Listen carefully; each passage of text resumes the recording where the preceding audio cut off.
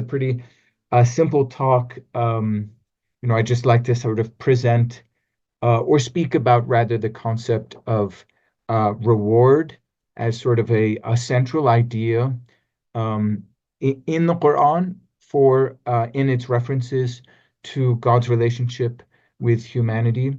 But not only in the Quran, also in the Hadith and later Islamic thought. I'll be speaking about Maududi towards the end, so 20th century South Asian thinker. So this is not something, in my opinion, which is kind of in the Quran but neglected by the tradition. This is something that's prominent in the Quran and prominent in the tradition. And then along the way, I'll make a few sort of comparative observation about about what does the New Testament and what do Christians think about the idea of paradise as reward. So go ahead and share my screen. Who knows if this will work properly? Is this looking good? It's not the presenter view, it's the right view. Okay, all right, terrific. So there's my little AI image there of happy family enjoying their reward. I mean, this looks very much like where I grew up in the Northeast of the United States about now, towards the end of October. Very special for New Englanders like myself. There's a topic, and this is just kind of a table of contents for what I'll do in this talk.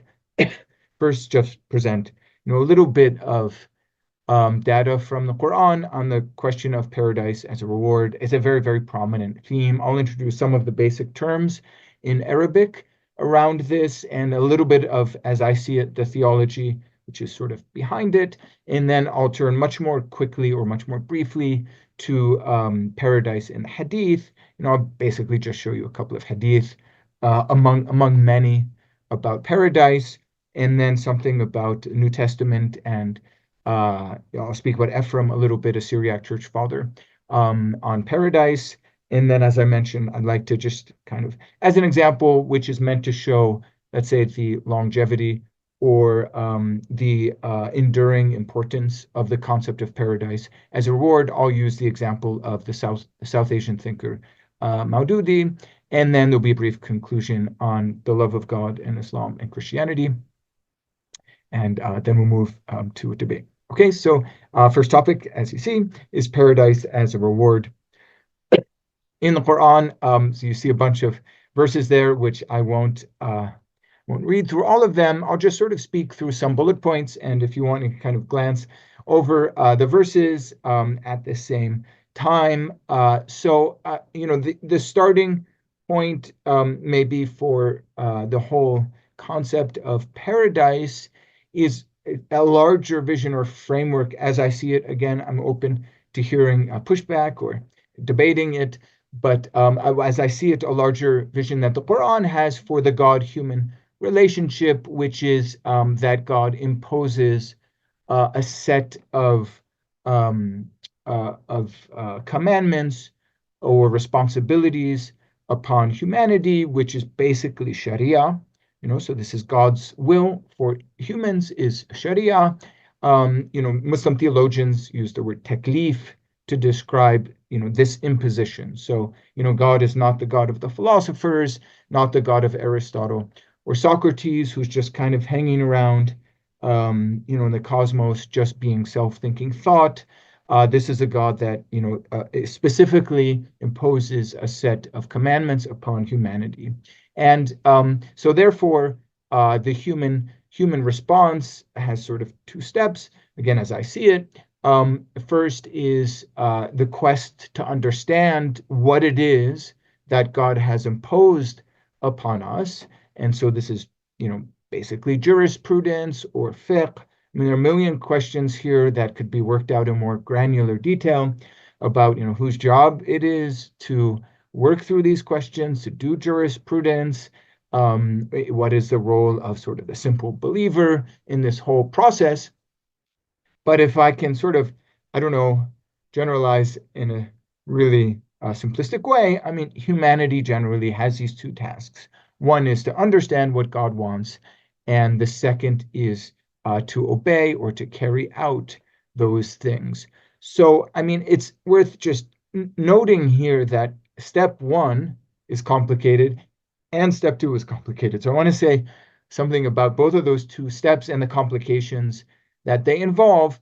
Again, as I see it, first is that what God wants is always an open question. I mean, even in apparently unambiguous passages that speak about, let's say, some norm, ablution or something in Quran 5, Al-Ma'idah. Even there, inevitably there are debates among the jurisprudence, like how exactly do you do your ablution? A million questions. I mean, I'm sure people are familiar with this. If you just go to any sort of jurisprudential manual, I mean, there's long debates. This guy says this guy says that about, say, the ablution, the wudu, et cetera, et cetera. So, I mean, this is complicated. Sometimes outsiders will just assume that Sharia is like there's a Sharia book and you just kind of follow it. And so, I mean, these are open questions, and obviously there are new questions with every generation or in particular places, et cetera, et cetera. But the second task as well, that is obeying what God has demanded of us, is also complicated. So, I mean, if you get through the first task on a certain question to your own satisfaction, you sort of have the calmness of the soul about what you think is the norm or the requirement on this or that question, then you actually have to do it. And that bit is complicated as well, actually carrying out what God is asking of you. Um, and this is sort of more in the domain of ethics, but so according to the Quran, again, I'm really focusing on the Quranic view here. According to the Quran, humans have challenges. Humans, by their very nature, they seem to have challenges. There are many passages in the Quran that speak of the human as either hasty or an ingrate or ingrates. Different versions of that word are there, like kafar, kafur, things like that, meaning not unbelieving, probably, but rather ungrateful or being an ingrate. So that's one problem. And, connected to that problem are those references which seem to be a certain part of the human person.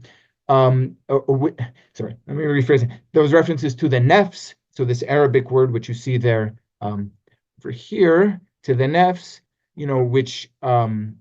which seems to be an element of the human person. Famously, in chapter 12 of the Quran, there's a bit where it seems that the wife of the commander, who's sort of in charge of Joseph, so in the biblical tradition, this is Potiphar. So Potiphar's wife seems to say, the nefs of a person commands one to do evil. So a million things could be said about Quranic anthropology, what is the human person? But that's one problem the Quran presents. And then the other problem that the Quran presents to the proper accomplishment or fulfillment of the things God asks of us is, of course, Satan.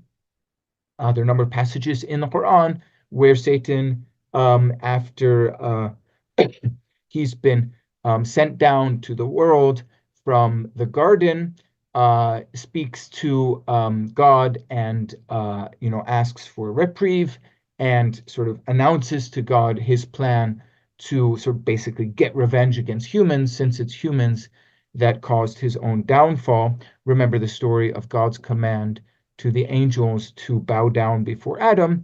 And there's language of like Satan setting an ambush for humans. And the Quran is, this is kind of missed in Western discourse around Islam sometimes, I think. Maybe because Westerners, even believing Christians, don't like to speak about the devil that much. I don't know, it's probably a gross generalization. Someone could push back on that. But I mean, Satan is very prominent in the Quran in all sorts of ways. Not only the stories, about Adam, or the stories about, sort of cosmology and shayateen trying to get into the heavenly realm, but also in the individual's life. Before beginning Quran recitation, of course, people take refuge from Satan. because there are passages in the Quran commending that practice. And then there's notions that, Satan is always kind of whispering. The nefs can also whisper. In Quran 50, the nefs whispers. So anyway, that's probably enough on that topic. It's not easy. It's not easy to know what God wants, and it's not easy to do what God wants, even if you know what God wants. And so it all sort of makes sense that those who manage to stay on the straight path, despite those two obstacles, will have a reward. So this is very prominent. You can see all the bits in red there on the different passages on the right side.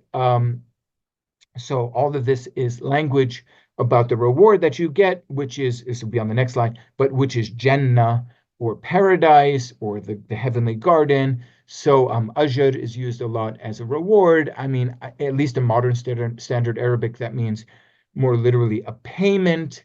Jaza is also used, very common also in modern standard Arabic as a reward. It's not in these passages, but there's another word, thawab, used for reward. Anyway, if you look down at this passage down towards the bottom, there's this interesting language at the end about this. The translation here has trade. The Arabic word is tajara, which means something like, yeah, but trade in the sense of like doing business. So it's mercantile language, and there's a kind of trade that you do with God, which we'll speak about more, whereas you endure or accomplish certain things, and then for your work, you get recompensed by paradise. So we'll be speaking more about that, especially when it comes to Maududi. Okay, so carrying on with Jannah. So what does this reward look like for the Quran? There's some passages there on the right which speak about some of the pleasures that believers will have in Jannah. I won't read through those passages. You can sort of look at them as I'm talking through some bullet points. Okay, the Quran, as you might guess, uses principally the word Jannah to speak of heaven. I mean, it's very complicated in thinking about what English words to use to represent Quranic ideas. There's always a trap in speaking English that a certain English word, I shouldn't say trap, at least a danger that a certain English word will trigger in our minds. Those who are non-Muslims in the West will trigger in our minds, Christian concepts or maybe Jewish concepts of this or that. So heaven. Heaven should it be more sama? Should it render sama, because it has kind of the double meaning of sky and sort of the place of the beatific vision, or that sort of thing. Anyway, I just set that aside. Probably not important right now. Jannah literally means garden. And then the Quran, in several passages, you could see one example here from Quran 13. You don't see it actually translated with Eden. So let me just say it's Eden. Maybe it's translated here as gardens of perpetual residence. But the Quran uses Jannah, garden, or sometimes Jannat Aden, which is what you have here, which one suspects is a reference to Eden. Again, your way of reading the Quran in light of the Bible will depend on whether you follow that.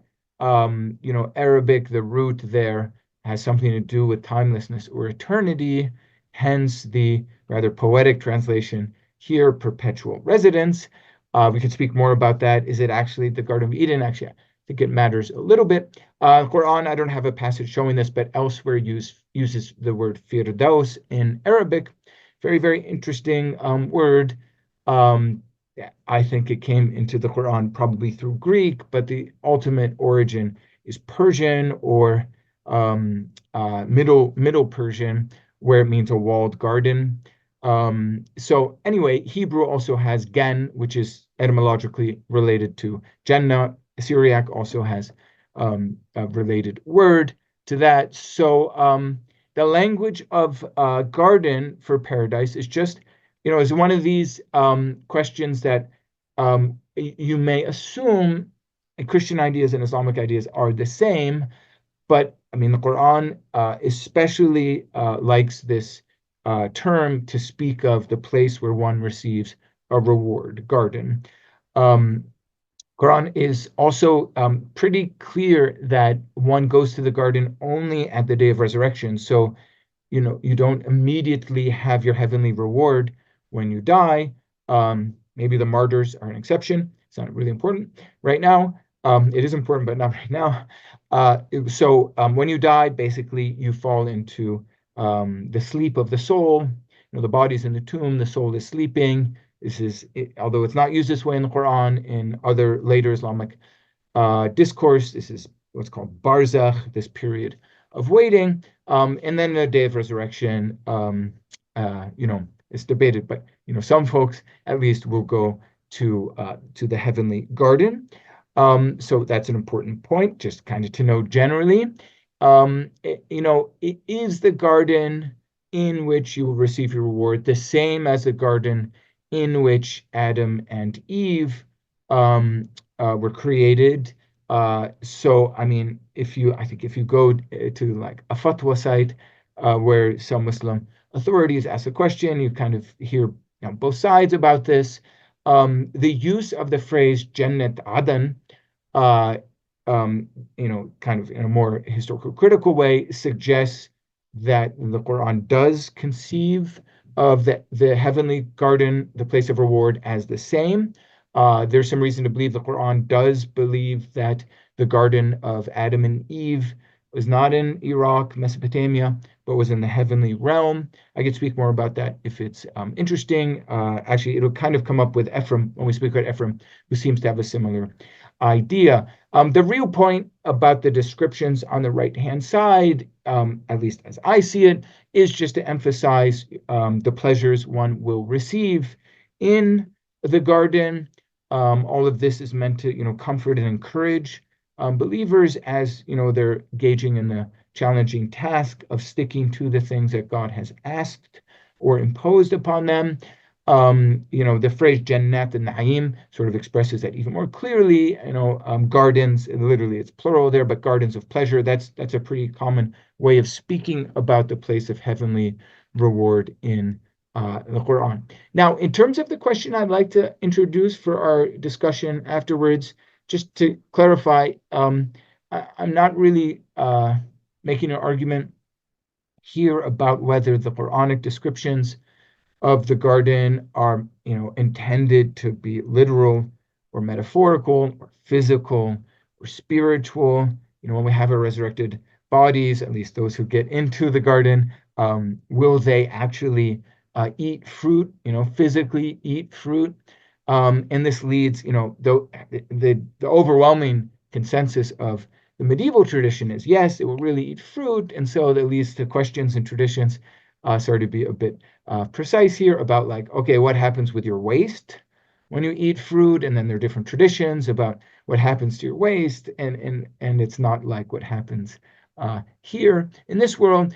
Anyway, I'm not really raising or don't mean to raise that as my principal question here. I would rather like to introduce the question of tajara or jaza or thawab or ajr. That is the question of paradise as a reward for believers, that whole notion, and consequently, the idea of religious life as a transaction. Okay, so I'm going to be circling back to that. This will be a really short section, just on the hadith. There's many, many, many hadith describing what paradise is like. Clearly you could see, medieval Muslims were very interested in getting details on this. It's not only medieval Muslims. Go to YouTube Shorts today, and you will find YouTube short videos, with like 10 great things about Jannah. And, some of those videos that I've seen have millions of hits or views. So this is like, there's great interest in this topic. What will it be like? What will the fruit be like? What will the women of paradise be like? All these kinds of things. So you can give you can kind of read through these. Basically the first 4 hadith here just speak about a little bit more about the things of paradise, about what it will be like there. I just thought I'd maybe only speak about the fifth one, this one down here. So, so this is what's called a hadith Qudsi, which means a hadith, but in the words of God. So it's not Quran.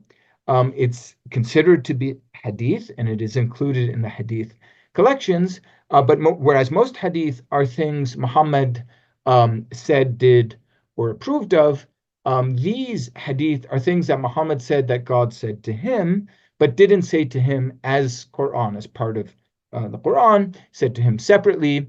And so this is really interesting hadith for at least two reasons. One is that it seems to cut across the grain of the other hadith by saying, like, God seems to be saying, like, you couldn't even understand the pleasures of paradise. They're that great. So instead of describing the fruit as like this, the women are like that, you will be like this. This hadith says, there's no way you could ever conceive of what it's actually like. And then the other reason, of course, is at least those who know the New Testament will recognize how close this is to 1 Corinthians chapter 2, verse 9. But I won't be speaking much more about that. Okay, so on to Christian subtext in the Quran and the Hadith. I'll just start here. I won't speak at great length. My real interest is the Quran, in Islamic thought. This is just kind of bring things in conversation in line with the vibe of the center, to have some comparative reflections here. With the New Testament, it's more complicated to try to sort out what the teaching is about heaven, in part because in the Gospels, Christ teaches in parables, including his teaching on what happens when you die. So in Luke's Gospel, for example, of course, we have the story of Lazarus and the rich man, or Dives. Lazarus is in the bosom of Abraham. This has been a riddle for commentators, and he can somehow sort of apparently be in communication with the rich man who's in hell, apparently. You have the parable of the wedding feast, heaven as a wedding feast in Matthew 22. So lots of things to think about. The two principal words which seem to be references to heaven are uranos in Greek, and that's used both for sort of where God is. So in the Our Father or the Lord's Prayer, that's the word that's used in the plural, although most translations, including the standard English translation, uses the singular. And then in various places, Christ, for example, in the Beatitudes, sort of as a culmination of the Beatitudes, there's a reference to the word reward. So there it is, reward in Matthew 5:12. And where is your reward? It's in the uranos. It's in the heavens. So that's one word. And then the other word should be familiar to us because it's related to the word firdaus that's in the Quran, which is paradisos, or paradise. And famously, Christ says to the thief who asks Christ to remember him, he says, "Today you will be with me in paradise." There's also references to drinking wine in paradise as well, in the New Testament. So anyway, I won't be able to sort through all that, not only because of limitations of time. Sometimes I say that as an excuse, but it's really challenging to work through all of that and integrate it into one clear understanding of what the New Testament is teaching about heaven. So I really couldn't do it, but I do want to emphasize here just the very important language of a spiritual wedding. So this is really prominent in both the Old Testament or Hebrew Bible and the New Testament. I think this is really distinctive of a biblical vision of sort of, generally the relationship between God and humanity, but especially in the New Testament, kind of our final goal is this spiritual wedding. This language, as far as I know, I can be corrected, is not prominent in the Quran or the Hadith. or in later Islamic tradition. So it's worth really pointing this out. I've given you a Revelation chapter 19, where this language of the marriage between the church, as I see it, as the bride, and Christ. Of course, this is present in Paul's writings, in Ephesians, and other places. But all of that is a development of something that's really prominent in the Hebrew Bible.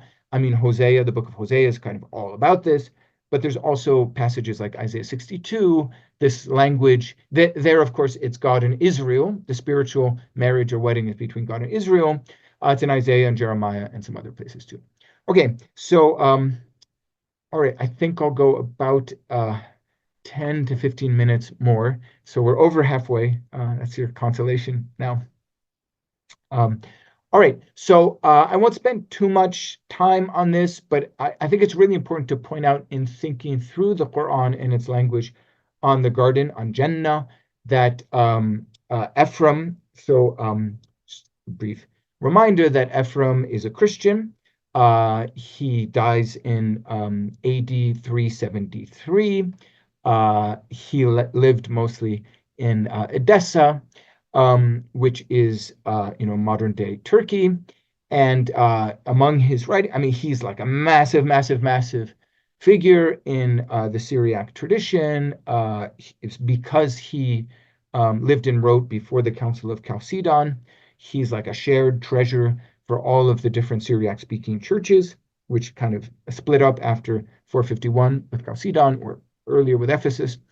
Massively important figure. You can't really say enough about that. And among his works is a famous collection of 15 different hymns, again in Syriac. Syriac is this incredibly important, principally Christian language that's related to Hebrew and Arabic. It's a Semitic language. So he has 15 different hymns on paradise.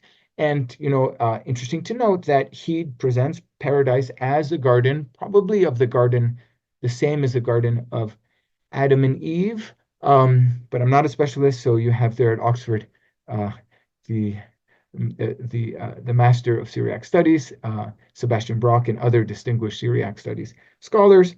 He has this language of springs of delight, wine, milk, honey, cream, very similar to language that we find in the Quran, describing heaven, including wine, a river of wine, or spring of wine. So you have all that language, but then notably in other places, actually in the very next hymn, hymn 11, Ephraim, he sort of does the work for you of deciding whether the language that he uses for the Garden of Paradise is literal or metaphorical. He basically says, listen, keep in mind that this is metaphorical. No one could ever really capture the beauty or the nature of the enjoyment one will have in paradise. So you can read through there. Do not let your intellect be disturbed by mere names. He's basically saying, listen, we're just, your nature couldn't, like humans just couldn't handle it. You couldn't handle. It's a little bit like that Hadith Qudsi and the bit from Corinthians behind it from Paul. Okay, and then this is just kind of more of the same from the last hymn.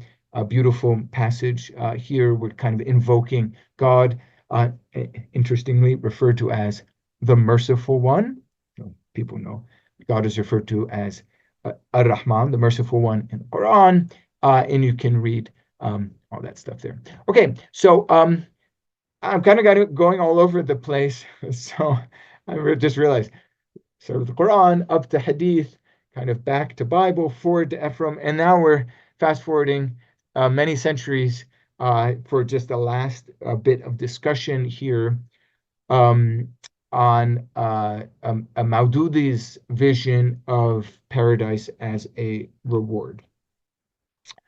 Okay, so again, I have sort of caveats here that I'm also not a specialist in modern Islam or in any way on South Asian 20th century Islam. It's an incredible field. There's so many major Muslim thinkers from South Asia in the 20th century, many of whose works are still only principally in Urdu. And so, anyway, there's a whole ocean of literature, and this is just a drop about that. I also don't read Urdu, so I've just depended on things from Maududi that are available in English. But let me just say a word or two about why I sort of chose Maududi. There's a million different figures you could choose to illustrate the ongoing importance of the language of reward or transaction. I mean, to me, Maududi represents sort of, again, people won't want to push back on this, and we could debate it, and actually probably wouldn't be able to debate it very well. This one, I mean, he represents for me, in a sense, I mean, even if it's not him personally, but sort of the triumphant style of Sunni Islam, principally in Pakistan today. The kind of manner of thinking through Quran, Hadith, Fiqh, Sharia that is really prevalent in madrasas, but even beyond the madrasa system. There are so-called modernist, many so-called, not only Sayyid Ahmad Khan, but other, so-called modernist thinkers. I mean, one can obviously think of Fazlur Rahman. Everyone speaks about him because he came to the West and wrote in English. But even someone like Ghamidi, who's now in the US as well, Parvez before Ghamidi, Farahi, Islahi, there's all that kind of style in South Asia. But I mean, as far as I understand it, and I'm not an expert, but the idea of Maududi, which is attentiveness to the norms of Islam as having a sort of authority for the individual and the community or the state. These are really influential. So that's basically why I chose Maududi. Again, there are others you could choose in the Deobandi school and otherwise, but I just chose Maududi. Okay, so yeah, I don't know much about his life. He came to the U.S., I think, just for medical treatment. He was basically his whole life born before the partition, and then very, very influential, not only in religious life, but also in political life after the foundation of the country of Pakistan, the founder of Jamaat-e-Islami, massive political force in the country. Okay, so I just have two excerpts here of different writings. This first is the book alluded to on the left-hand side, which is Towards Understanding Islam. Kind of a little introduction to Islam, originally written in Urdu, published in English in the 1930s. I forget which year exactly, but published in English in 1940. So here, I just thought this is important to point out because it sort of nuances what you'll see on the next slide. Maududi sort of doubles down on the idea of reward, because he basically says that in this life too, in this world too, unbelievers will fail. That language of failure is prominent in the Quran. Losers, failures, and the believers are the winners, the triumphant one. Nasr, that idea of Nasr is very important to the Quran, triumph or victory. But here he says, in this world as well, this is not always the take of Muslim thinkers about the world and whether unbelievers can succeed. Now he adds a new dimension to this, which he sort of implies that the kind of person who would be an unbeliever is just kind of mentally defective in some ways, because this kind of guy, if he's not able to recognize God's existence, and he would probably say even more than that, sort of Islam is a true religion, then what will he be able to do in his life? And you could kind of read through that. Okay, so that's just kind of nuances. What you see here, this is kind of the more to the point, is he really likes this idea of transaction, religion, and relationship to God as transaction. This is his commentary in his massive multi-volume work, Tafhim al-Quran, which he wrote over many, many years. This is a commentary on Quran, chapter 9, verse 111. Just giving you the first bit there, but it has a language basically of reward. It's very interesting because it uses the word ishtara, purchased or buying. So God has ishtara. He's purchased the lives, but he's paid for that with paradise. I mean, if you read the whole verse, you see there, they'll have paradise. The word is Jannah there, not Firdaus. And it's interesting that this verse also uses the word promise. I mean, theologically, it's super interesting. I'd be happy to hear people's thoughts on that. So it's not in the bit I've quoted from 9:111, but it's in there. This is a promise for God that he will give them paradise. Can God make promises? Can God break a promise that he makes? Or would he? Anyway, that's kind of another theological question. I think I won't speak too much because at least in the Eastern time zone in the United States, it's already 11:10. But just maybe speak a little bit about these two passages. It's a long section of his commentary on 9:111, just on the question of transaction. So he uses this word transaction. I don't know, in the Urdu, it might be kind of borrowed from the Arabic word tajara, or maybe something else. I don't know. I don't know Urdu and didn't read the original. The commentary also was written in Urdu. But there, he speaks basically about how this transaction works. God buys, which means basically we sell. It's interesting. He really appeals to free will. So every human has the choice to sell your life and your possessions, as a Quranic verse has it. And God is making it very clear, what you get in return, what his payment is, namely the garden. And then on the right-hand side, so over here, he goes in a bit further about the nature of this, namely that it's not like you can just say the Shahada and carry on, because the Quranic verse speaks about your lives and your amwal, your property, your money, basically, or your possessions. And so it's not enough just to kind of pay lip service to this. You actually have to do it. You have to fulfill the terms of the agreement up to your last breath. Okay, so very interesting to see how prominent that is for Maududi. And I'm going to return to the last breath bit here in a second. So this is a final slide. This is a conclusion about love of God. I think I just need about 3 minutes here. I wanted to just note, again, to give a sort of Christian comparison, that just as the idea of a spiritual wedding is distinctly Christian, I think in a way all this plays out in Christian spirituality is also different because of Christian teaching on the incarnation. So this is a work, or an excerpt from a work by Thomas Aquinas, written around 1265 or 1266, towards the latter part of his career, called On the Reasons of the Faith. He means, the Christian faith in particular.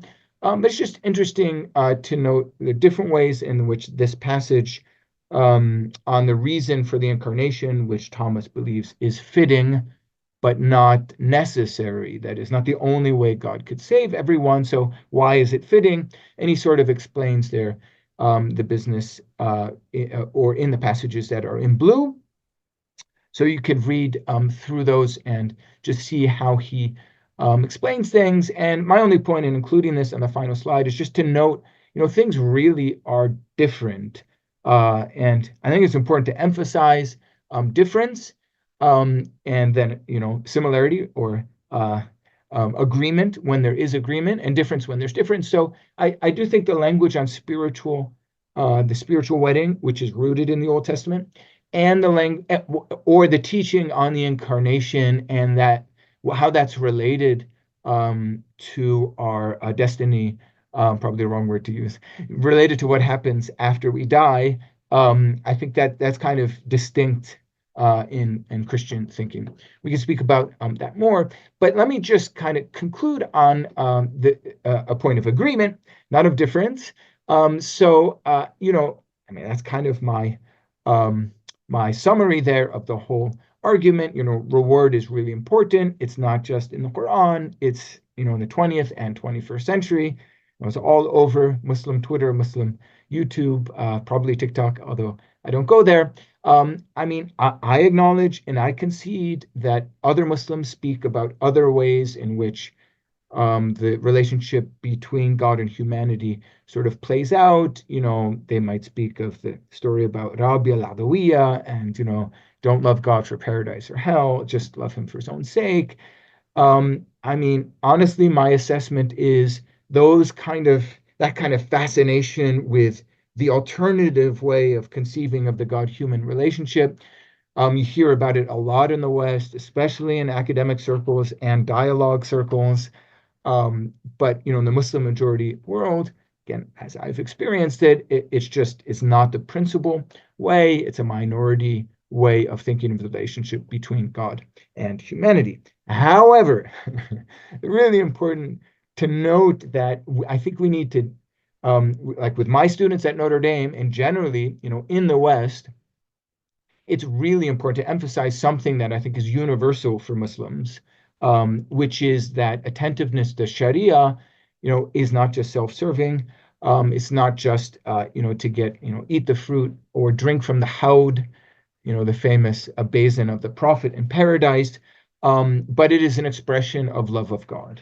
And, especially for Christians or for secular folks, the idea of law, sometimes is not seen as that cool or whatever. And so it's important just, to clarify that, you do things for one whom you love. So the example I use with my students is, people change their whole wardrobe, all their shirts and whatever, their whole wardrobe for someone whom they love. When they fall in love with that person who's like, oh, I like that style, they change their whole wardrobe, right? So you may even start wearing clothes that weren't your style, whatever that might be, because you love someone. So similarly, a Muslim attentiveness to Sharia is an expression ultimately of the love of God. And, this is something that's common.